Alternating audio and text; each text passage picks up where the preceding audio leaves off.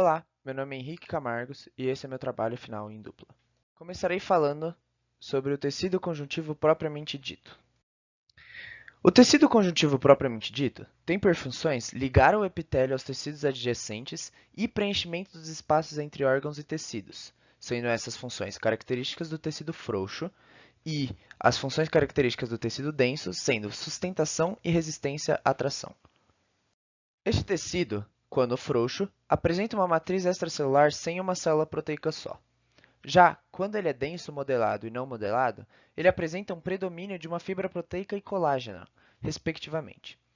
Este tipo de tecido apresenta alguns tipos celulares, sendo esses tipos os fibroblastos, células de defesa e células mesenquimatosas. Os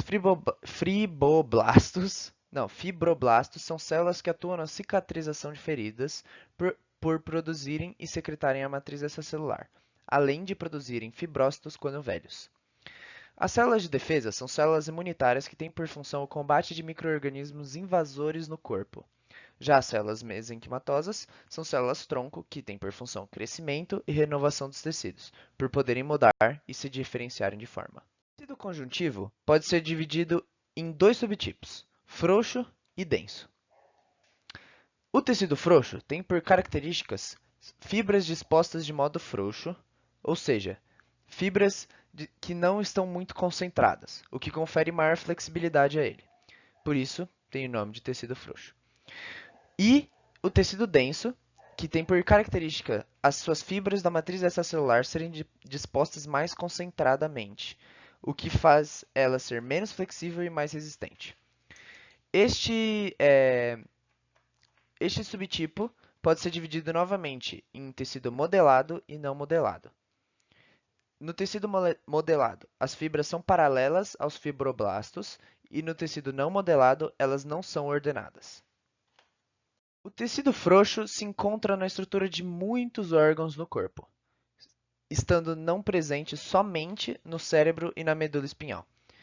De resto, ele envolve diversos nervos, músculos, vasos sanguíneos e linfáticos, entre outras partes do corpo. Já o tecido denso, ele se encontra presente em grandes vasos sanguíneos, tendões e ligamentos. Eu falarei sobre o tecido hematopoético. O tecido conjuntivo hematopoético, ou tecido conjuntivo reticular, é um tecido muito utilizado para o tratamento de diversas doenças, como mieloide crônica e leucemias agudas, já que as suas células podem ser usadas como alternativa ao transplante de medula óssea. Além disso, esse tipo de tecido produz hemácias, plaquetas, glóbulos brancos e linfócitos.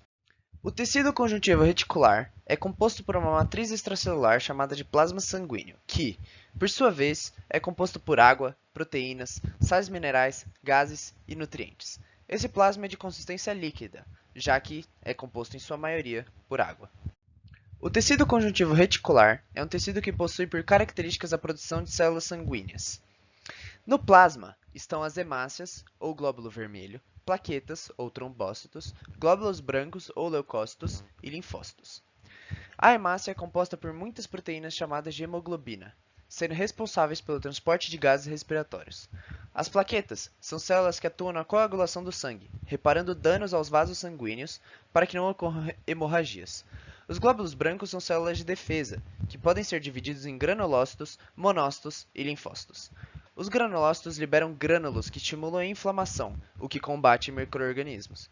Os monócitos formam macrófagos no tecido conjuntivo propriamente dito, e os linfócitos produzem anticorpos que destroem células mais danificadas e estimulam a memória do sistema imunológico. Este tecido hematopoético se encontra em diversos locais do corpo, com destaque na medula óssea, costelas, vértebras, ossos do crânio, entre outros. Ele também é encontrado em alguns órgãos linfáticos, como baço, timo, linfodonos e outros. E este foi o fim do trabalho. Nesse trabalho, utilizei esse texto sobre o tecido conjuntivo propriamente dito, que eu peguei na Wikipédia. Usei o tecido conjuntivo frouxo e denso, por Elivânia Sardinha dos Santos, que eu peguei no site Biologia.net. E eu utilizei para tecido hematopoético os slides de tecido conjuntivo do professor Lucas Nascimento, vulgo você.